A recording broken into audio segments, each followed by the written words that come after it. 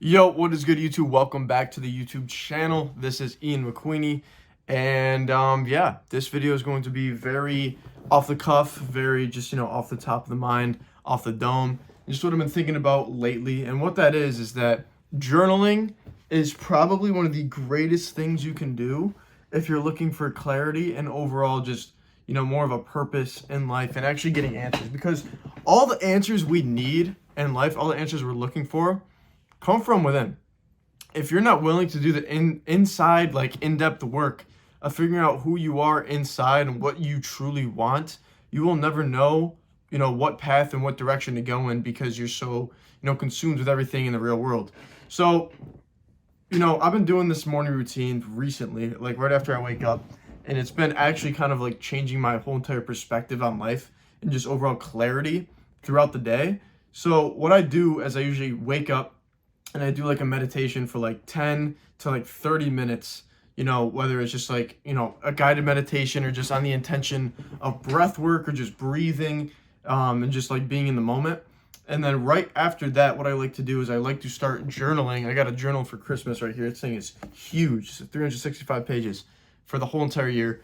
And I just start journaling for literally 10 minutes until the full page is, written on. So like, I'll give you guys a glimpse of what that looks like. So it's like a book, bro. I'm not gonna let you guys read that, but basically it's just a whole entire page of just me just brain dumping thoughts. And then after that, I like to read a self-improvement book for about 15 minutes, or just finish a chapter. I like to do that too.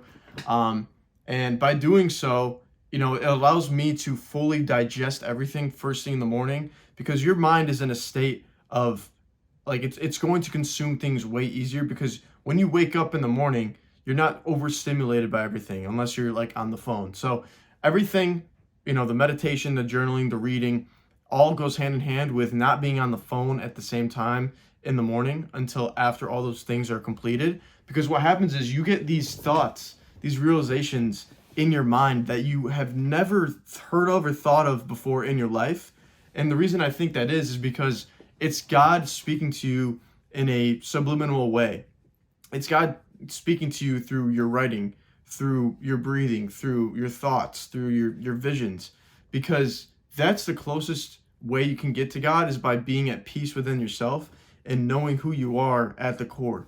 So I'm going to read off a few things that like just came to mind the past few days, and just from, books I was reading. So a book I was reading recently that I just finished today actually is Green Lights by Matthew McConaughey. And that is one of the greatest books I've ever read, because it's just like, it's cool to hear someone else's story, but also tie it back in to, the purpose side of things, life, self-discovery, because in life, we're always trying to discover who we are at the core.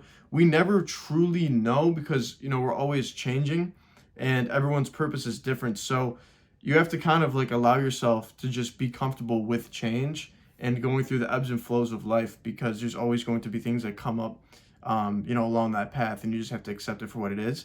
But there was just a verse from the Bible that he used for one of his kids' names, that, just allowed him to basically come back to, reality of who he is and, what his purpose is in life pretty much. And it was Matthew 6:22. And basically it is, the eye is the lamp of the body. If your eye is healthy, your whole body will be full of light. So what that means to me is the eye is your third eye. It's like your inner child. It's your guiding force in your life. And so your third eye is what allows you to have these visions, to be creative, to, bring things from nothing and make them something. And in my eyes, that's a portal to God. It's literally your closest connection to God and being with him. So if you do not have, a healthy eye, a healthy lamp of the body, how do you expect your whole body to be full of light? You don't. Because your body is merely just, it's a vehicle, okay? If you want to feel full of light and you want to use that vehicle for good, you have to be a good driver. You have to have, good eyes. You got to have, a good understanding of, how to drive. How experienced are you? What have you learned? And that is your third eye. It's God. It's the higher source that is leading you through life. And so by having that, you're able to drive your vehicle better. And as a result, the world is a reflection of you. So when you drive, this vehicle with a clear eye, with, a purpose, with something that's, deeper and bigger than you, that is when things externally start to change because you did the internal work. And that goes back to another thing I wrote down, while I was thinking about this the other day, is the external is the world of the created. The internal is the world of the uncreated. So everything that you ever want in life is created from the uncreated. You have to do the internal work where everything is uncreated, where you have thoughts, where you have ideas, where you have these visions, where you just have these realizations, and you have to put in the work to make those realizations, those thoughts, a real tangible thing in the real world and create them externally. Because external, like I said, is created. Everything in the external world, everything you can see is a creation of something. We are a creation of God, okay? But we have the power to create things from within that are uncreated to make more of what God has made in us, if that makes sense. So by allowing yourself to tap into this I that you have, which is also your consciousness and your overall just connection with God, you're able to create the uncreated from within and bring it out into the real world. That's not only going to benefit you, but help everyone else in the process if it's coming from, a source of actual genuine thought and genuine care and value for the people, that would benefit from it. So just by journaling, I'm on the 13th today? I'm on day 12 of this journey of journaling daily. And my realizations and just outlook on life has kind of changed in a crazy drastic way. I've been reading more than ever before. I've been, meditating longer, and the meditations have been, a little bit easier over time. And overall, I just feel a little bit more called to do certain things and just have more clarity on how to, attack these things in my life.